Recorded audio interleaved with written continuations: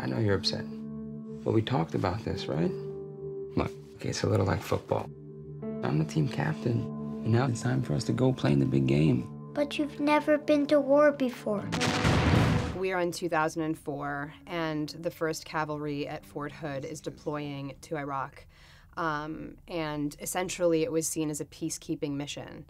And so, although there is always trepidation when soldiers are going off abroad, it wasn't seen as particularly dangerous. And the 1st Cavalry was out, and there was a tragic ambush that happened, and it became incredibly deadly and dangerous and devastating. And the book and the miniseries, it's 8 parts, splices between being away in the war and in the fight, and also back at home.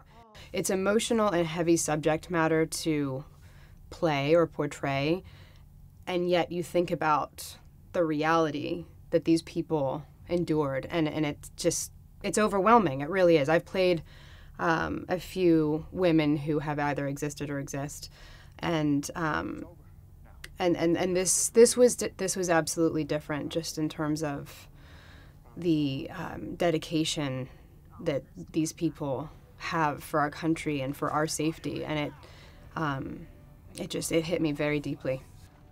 My hope for this show, and why it was so important for me to be a part of this, is that I feel like we live in a time where we see statistics and we see numbers and we hear things, and it's so constant and it's so swipeable and it's almost so dismissible.